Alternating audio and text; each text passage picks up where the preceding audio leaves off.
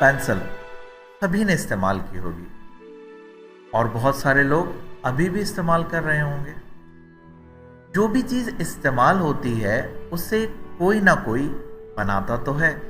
इसी तरह एक पेंसिल मेकर जो कि पेंसिल बनाता था, वो एक दिन पेंसिल को पैक कर रहा था, तो उसे पेंसिल को देखकर ख्याल आया कि भाई ये क्या है। उसने पेंसिल को मुखातब किया और पेंसिल से उसके बारे में पूछा। पेंसिल ने उसे कहा कि आप अजीम काम उस वक्त कर सकते हैं जब आप अपना आप किसी दूसरे के हाथ में दे देते हैं। जिस तरह पेंसिल को कोई दूसरा पकड़ता है ना, तो फिर असल में उसकी सलाहियतें सामने आती हैं। तो पेंसिल मेकर को पेंसिल ने कहा कि जब आप अपना आप किसी दूसरे के हवाले कर देते हैं तो फिर आप कोई अजीम काम करते हैं। ये दूसरा कौन होता है? कभी ये दूसरा आपका उस्ताद होता है, कभी ये दूसरा आपके वालिदैन होते हैं, और कभी ये दूसरा किताबें होती हैं जो आपको ढंग सिखाती हैं, जो आपको आपकी सलाहियतों से वाकिफ कराती हैं। फिर वो आगे गोया हो। फिर पेंसिल मेकर ने शार्पनर को देखा। उसने कहा, इसका क्या काम? पेंसिल बोली कि जी बिल्कुल, जरा पेंसिल को शार्प करके देखें, उसके बारे में सोच के देखें। तकलीफ होती है, बहुत तकलीफ होती है।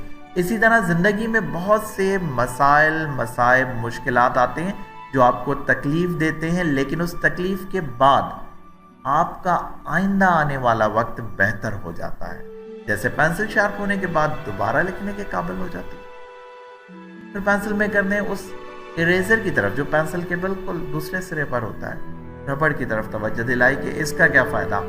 उसने कहा, गलती तो सबसे होती है, तो उसे दुरुस्त करने के काम आती है, उसे ठीक करने के काम आती है, क्योंकि यकीनन हमसे गलतियां होती रहती हैं।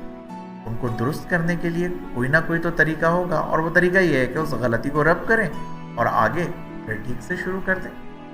फिर पेंसिल खुद ही गोया हुई। उसने कहा, सबसे अहम बात मैं आपको बताऊं वो ये कि जो अंदर है वो असल है।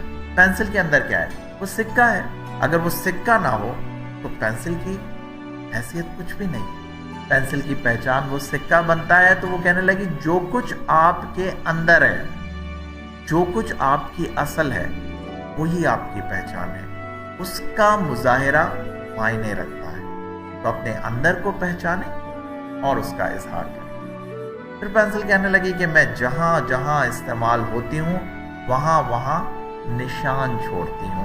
कोई फर्क नहीं पड़ता कि पीछे क्या लिखा जा रहा था, लेकिन आगे लिखाई को जारी रखती हूँ। लाइफ में पीछे बहुत कुछ हो जाता है, चीज़ें अच्छी भी हो जाती हैं, अच्छी नहीं भी होती।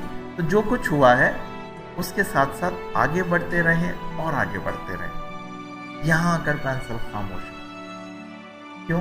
उसे अपना इख्तिताम याद आ गया।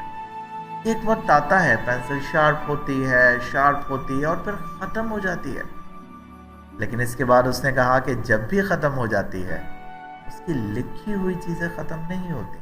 उसकी तहरीरें हमेशा उसे जिंदा रखती। इसी तरह हम सबको देखना चाहिए कि क्या हम अपनी सलाहियतों से वाकिफ़ हैं, अपने अंदर से वाकिफ़ हैं, अपनी गलती को दुरुस्त कर सकते हैं।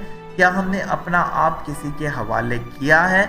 हमने जो कुछ तहरीर किया, जो कुछ ज़िंदगी गुजारी, वो हमारे बाद हमें ज़िंदा रखे। खुद को पहचाने और आगे